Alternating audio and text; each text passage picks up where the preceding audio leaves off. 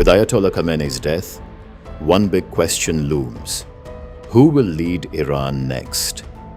Under Iran's constitution, the next supreme leader is chosen by the Assembly of Experts, an 88-member clerical body elected by the public but vetted by the Guardian Council. Notably, members of the Guardian Council are directly or indirectly appointed by the supreme leader himself. If the supreme leader dies or becomes incapacitated, a temporary leadership council takes charge. This includes the president, the head of the judiciary, and a cleric from the Guardian Council. They oversee affairs until a successor is formally selected. The constitution allows for either a single supreme leader or even a leadership council. But analysts say the process could be strongly influenced by the Islamic Revolutionary Guard Corps, or IRGC. For now, the transition mechanism is clear on paper, but how it unfolds in reality could shape Iran's future for years to come. While the final decision rests with the Assembly of Experts, Ayatollah Ali Khamenei reportedly named 3 possible successors last June while in hiding during the 12-day war with Israel. First is Mojtaba Khamenei, his 56-year-old second son. He is believed to wield significant influence and has strong ties to the IRGC and its Basij paramilitary force. However, father-to-son succession is widely frowned upon. Reports also note he is not a high-ranking cleric and holds no official government post. Second is Ali Reza Arafi, a senior cleric and close confidant of Khamenei. He is deputy chairman of the Assembly of Experts, has influence within the Guardian Council, and heads Iran's powerful seminary system. Third is Mohammad Mehdi Mirbagheri, a 60-year-old hardline cleric. Strongly anti-West, he believes conflict between believers and infidels is inevitable. He currently leads the Islamic Sciences Academy in Qom. Other potential names include Hassan Khomeini, grandson of Ayatollah Ruhollah Khomeini.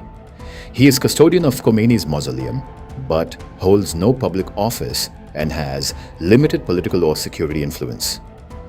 Lastly, Hashem Hosseini Bushayri, first deputy chairman of the Assembly of Experts. A senior cleric seen as close to Khamenei, he maintains a low domestic profile and is not known for strong IRGC ties.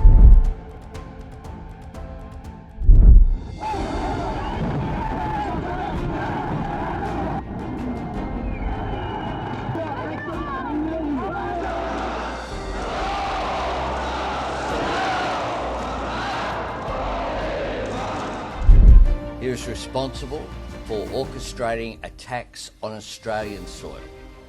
His passing will not be mourned. Iran has since launched indiscriminate strikes across the region. I know the British people and communities across our country will be deeply concerned about what this means for security and stability. Ayatollah Ali Khamenei, who reigned as Iran's supreme leader for the past 36 years, was killed in a sweeping US and Israeli attack on the country Saturday. He was 86.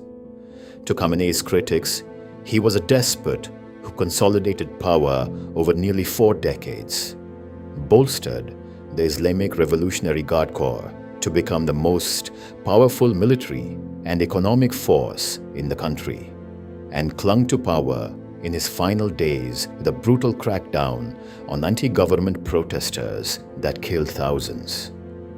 To his supporters, he will be revered as a martyr who stood up to the aggression of the US and Israel, which he said should be wiped off the map.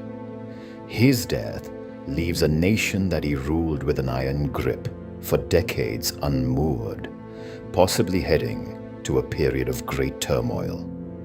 2 opposing factions, The protesters pushing for greater freedom and the heavily armed security forces confronting them are now vying for power, while American and Israeli bombs continue to fall. Khamenei was born April 19, 1939, and had a Spartan upbringing as the son of an Islamic scholar in the holy city of Mashhad, home to Iran's most prominent religious shrine. He followed in his father's footsteps, beginning his clerical studies as a child, before attending the Shiite seminary in Najaf in neighboring Iraq at age 18. He returned to Iran 1 year later under pressure from his father to study in Qom, the Iranian seat of Shiite scholarship and a rival to Najaf, 70s. According to his official biography, he was tortured in detention at the hands of the Savak, the notorious secret police. His rise among the revolutionary clergy had also been noticed by groups opposed to the Islamic Republic, who tried to assassinate him in 1981. A bomb placed in the tape recorder exploded as he was speaking at a mosque, paralyzing his right arm for the rest of his life. Over the next decade, Khamenei positioned the Islamic Revolutionary Guard Corps and its top commanders as not only the top military force in the country, but also the top economic power. The Revolutionary Guard oversaw vast foundations that controlled large parts of the economy. In return, those Revolutionary Guard commanders became Khamenei's loyal inner circle, helping quell domestic unrest and exporting the Islamic Republic's revolutionary ideology across the region, in Lebanon, Gaza, Iraq, and Yemen. The first real challenge to his political power as supreme leader came with the election of reformist President Mohammad Khatami, also a cleric, in 1997. Each time the push for increased freedom and change spilled out into the streets in the form of protests. In 1999, 2009, 2019, and 2022, and in the past 2 months, Khamenei responded with killings and mass arrests. Human rights groups documented the torture of detainees after each crackdown. In 2003, when the US invaded Iraq, Ayatollah Ali Khamenei saw an opportunity. He directed the Revolutionary Guard's Foreign Operations Wing, the Quds Force, to back Shiite militias targeting American troops. With support from Iran's Revolutionary Guard, Iraqi militias used improvised explosive devices, IEDs. These attacks maimed and killed dozens of US soldiers, a point later emphasized by President Trump in criticizing Iran's regime. Despite his hardline rhetoric, Khamenei showed pragmatism in 2015. He approved the nuclear agreement with the US and European powers, formally called the Joint Comprehensive Plan of Action, JCPOA. The deal limited Iran's nuclear program in exchange for sanctions relief. In 2018, President Trump withdrew the US from the deal. Khamenei responded by hardening his anti-American stance, arguing the US could not be trusted. The most serious threat to his rule emerged in late December during economic protests. What began as small demonstrations in Tehran's bazaar quickly spread nationwide.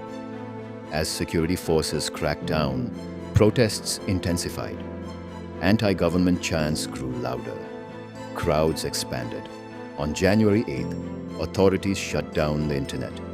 Over the next 48 hours, security forces carried out one of the most brutal crackdowns in modern Iranian history.